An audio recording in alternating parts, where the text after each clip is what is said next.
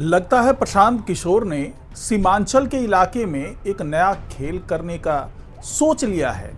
और न केवल सीमांचल में बल्कि उन्होंने यहाँ तक सोच लिया है कि पूरे बिहार में किस तरीके से उन्हें अपने समीकरण को तैयार करना है और सबके जड़ में वो अल्पसंख्यक समुदाय के वोट बैंक को लेकर के चल रहे हैं। और इसी बहाने उन्होंने तेजस्वी यादव पर निशाना साधा। निशाना ऐसा कि उन्होंने तो साफ साफ कह दिया कि भाई ये जो MY फैक्टर की दुहाई देते रहते हैं तेजस्वी यादव या कह लें कि RJD, ये बिल्कुल बकवास है, बल्कि ये केवल मुसलमानों को बेवकूफ़ बनाने की चाल है। तमाम तरीके से उन्होंने साबित किया कि ये MY फैक्टर, ये MY समीकरण बिल्कुल बेकार की बात है। और केवल जिस तरीके से RJD इसके आसपास राजनीति करती रही है या तेजस्वी यादव राजनीति करते रहे हैं, उसके पीछे उनका स्वार्थ है और इससे ज़्यादा कुछ भी नहीं है। तो इस पूरे MY समीकरण को कैसे डिफीट करेंगे और NDA को कैसे डिफीट करेंगे, उसके लिए उन्होंने 4 विचारधाराओं की बात की है और एक समीकरण उन्होंने गढ़ा है, प्रशांत किशोर ने गढ़ा है। तो क्या है वो समीकरण, कौन से विचारधारा हैं और किस तरीके से वो खेला खेलने वाले हैं, इसके बारे में तमाम जानकारी आपको आज के वीडियो में मिलने वाली है। तो इस वीडियो को आखिर तक जरूर देखिएगा। नमस्कार, मैं हूं डॉक्टर सुरजीत सिंह और आप देख रहे हैं यंग भारत न्यूज़। अगर आपने अभी तक इस चैनल को सब्सक्राइब नहीं किया है तो सब्सक्राइब कर लीजिए और अगर आपको ये वीडियो अच्छा लगे तो इसको लाइक कीजिए, शेयर कीजिए और कमेंट जरूर कीजिए। तो प्रशांत किशोर यूं तो जनसुराज यात्रा को चला रहे हैं, बिहार बदलाव जनसुराज पार्टी के माध्यम से बिहार बदलाव यात्रा निकाल रहे हैं और पूरे बिहार में जनसुराज की बात कह रहे हैं। सुशासन बाबू के बाद अब जनसुराज का अलख जगाने की कोशिश कर रहे हैं प्रशांत किशोर। लेकिन जैसे जैसे यात्रा उनकी अलग अलग इलाके में बढ़ती है वैसे वैसे इस यात्रा का नाम भी बदल जाता है। जब वो यात्रा किशनगंज पहुंचती है जहां पर 68% मुसलमान हैं, वहां पर ये यात्रा हो जाती है बिहार बदलाव इजलास। और पूरे सीमांचल में यही बिहार बदलाव इजलास नए तरीके से समीकरण गढ़ने की एक मंच तैयार करता हुआ दिखता है।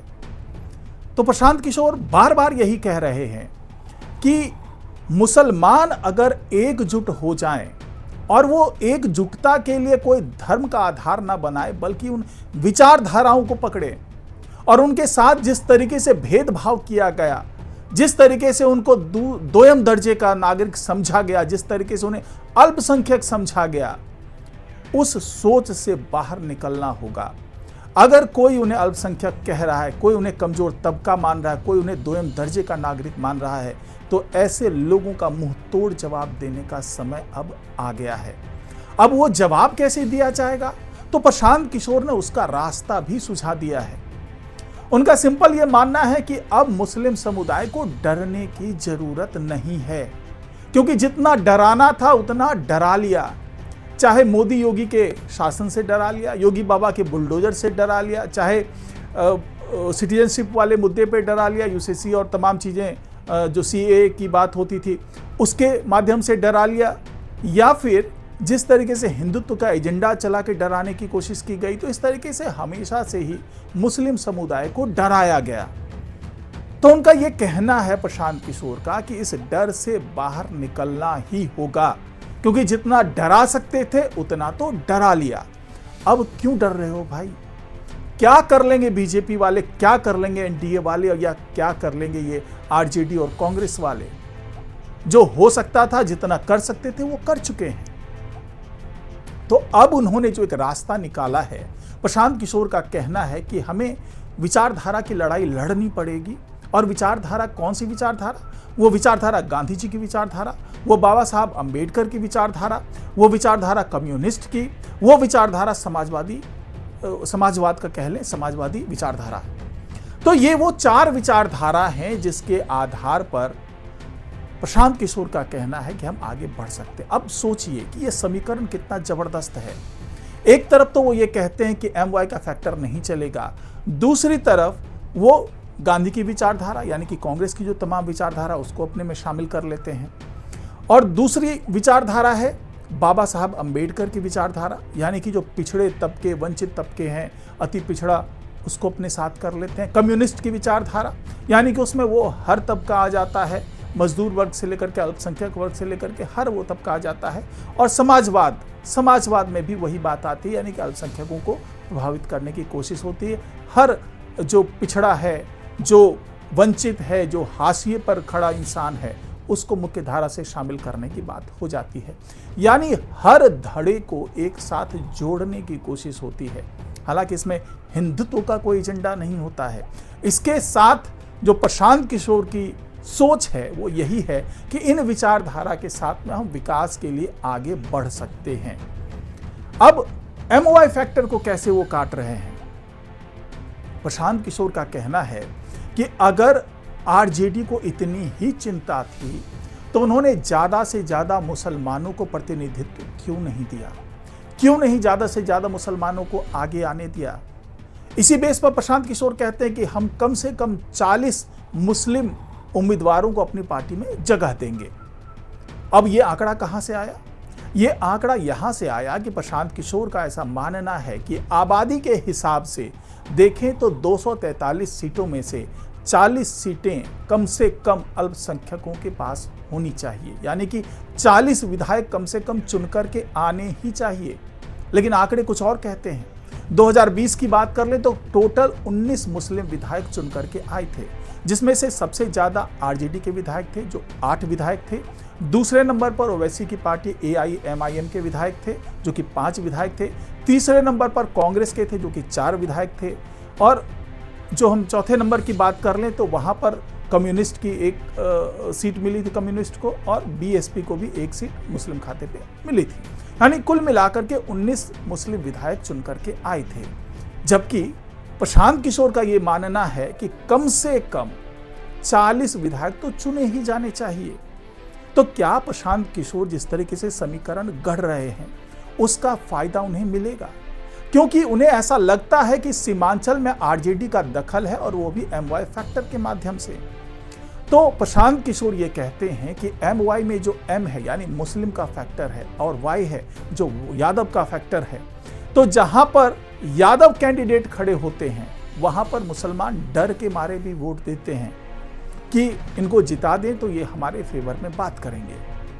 लेकिन जहां पर M फैक्टर सामने आता है, यानी कि मुस्लिम समुदाय का कोई उम्मीदवार खड़ा होता है, तो जो Y है यानी यादव समाज वो पूरी तरीके से उस मुस्लिम समुदाय के साथ खड़ा नजर नहीं आता है, बल्कि वो हिंदुत्व के मुद्दे पर BJP उम्मीदवार को वोट दे देता है।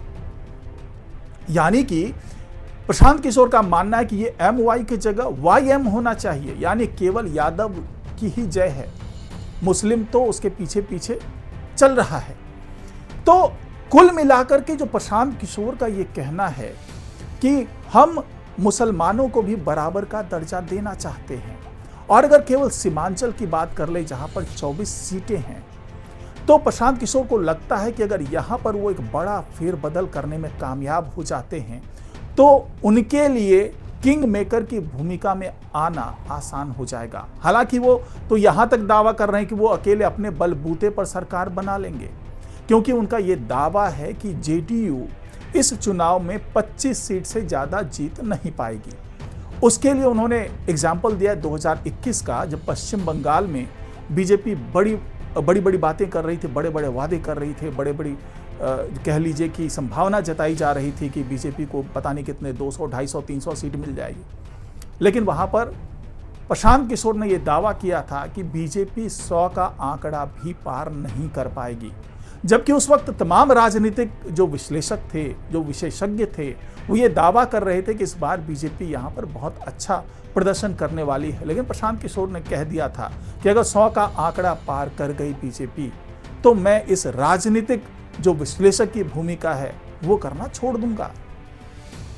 अब उसी अपने भविष्यवाणी को दोहरा रहे हैं प्रशांत किशोर। उनका कहना है कि जिस तरीके से मैंने पश्चिम बंगाल में 2021 में भविष्यवाणी कर दी थी, वैसी ही भविष्यवाणी मैं 2025 के लिए कर रहा हूं, और इस बार JDU 25 सीट जीत नहीं पाएगी। उससे ज्यादा सीट जीतने की वो अगर सोच रही है तो वो भूल जाए। यानी कि जन सुराज पार्टी, प्रशांत किशोर ये मान करके बैठे हैं कि ये जो फासला है, पिछली बार भले 43 सीट जीत ली हो JDU ने, लेकिन ये जो फासला है 25 से 43 की ही बात कर लें, हालांकि जेडीयू तो ये कह रही है कि भाई बीजेपी से एक सीट ज़्यादा चाहिए मुझे, यानी कि अगर बीजेपी 105 सीट पर लड़ेगी चुनाव तो हमें 106 सीट चाहिए। तो ये जो 25 से 106 का फासला होगा उसमें प्रशांत किशोर ये मान करके चल रहे हैं कि उसमें महागठबंधन की बहुत ज़्यादा भागीदारी ना हो, क्योंकि वहां पर जन सुराज पार्टी खुद को देख रही है। हो सकता है कि ओवैसी पार्टी 1-2 विधायक जिता ले जाए, लेकिन जन सुराज पार्टी का यह मानना है कि अगर 40% मुस्लिम हमारे साथ हो जाए और 20% हिंदू हमारे साथ हो जाए तो हम बड़ी फतह हासिल कर सकते हैं। अब दूसरी तरफ तेजस्वी यादव का सिंपल ये कहना, उनको भी लग रहा है कि जन सुराज पार्टी एक बड़ी ताकत के तौर पर उभर तो रही है। यही वजह है कि अब उनके सुर जो हैं वो बदलने लगे हैं। कभी MOI फैक्टर की पैरवी करने वाले तेजस्वी यादव अब बयान देने लगे हैं कि हम धर्म आधारित राजनीति नहीं करते, हम कर्म आधारित राजनीति करते हैं, हम धर्म से ऊपर इंसानों को तरजीह देते हैं और इंसानियत को आगे लेकर के हम कर्म को आगे लेकर के आएंगे और इसी के आधार पर हम प्रचंड जीत पाएंगे और बिहार का विकास करेंगे। यानी कि जो जातिवाद की बात करते थे, जो जातिगत राजनीति करते थे, अब वो भी धर्म से ऊपर उठ करके कर्म की बात करने लगे हैं। और दूसरी तरफ प्रशांत किशोर जो विकास की बात करते थे, वो विकास को छोड़ करके उन आंकड़ों में, मतलब वो कह लीजिए कि आंकड़ों की बाजीगरी करने लगे हैं कि मुस्लिम समुदाय इतना, हिंदू समुदाय इतना, हिंदू समुदाय में भी पिछड़े वर्ग इतने, दलित वर्ग इतने, क्योंकि ये इनका इतिहास भी रहा है। ये आंकड़ों की बाजीगरी करने में बड़े उस्ताद रहे प्रशांत किशोर, इसीलिए पहले भी जब जिस पार्टी के साथ जुड़े वहां पर इन आंकड़ों की बाजीगरी करके ही उन पार्टी को जीत दिलाई थी। लेकिन क्या इस बार जो खुद ही बाजीगर एक पक्ष बन के उतर गया है, युद्ध में उतर गया है, तो क्या बाजीगरी छोड़ करके राजनेता बनने का सफर जो तय किया प्रशांत किशोर ने, वो इस बार उन्हें बढ़िया रास्ता दिखा पाएगा, या इस बार क्या वो इसके सहारे से अपनी पार्टी को सत्ता तक पहुंचा पाएंगे? तो ये वही तमाम समीकरण है जिसके आधार पर प्रशांत किशोर चाहते तो हैं कि हम सत्ता तक पहुंच जाएं, लेकिन क्या ये इतना आसान होगा? आंकड़ों की बाजीगरी करना अलग बात है और लोगों के सेंटिमेंट्स को लेकर के आगे बढ़ना, या फिर कह ले कि जो परंपरागत वोट बैंक है उसको तोड़ करके अपने पक्ष में लेकर के आना, ये एक बहुत बड़ी बात हो सकती है। तो आने वाले दिनों में जब चुनाव होगा तो ये देखने को मिलेगा कि आखिरकार ये जो आंकड़ों की बाजीगरी है वो कितनी सफल हो पाती है और क्या ये राजनेता बन करके अपने आगे का राजनीतिक भविष्य सुधार पाएंगे प्रशांत किशोर। तो आज की रिपोर्ट में फिलहाल इतना ही। नमस्कार।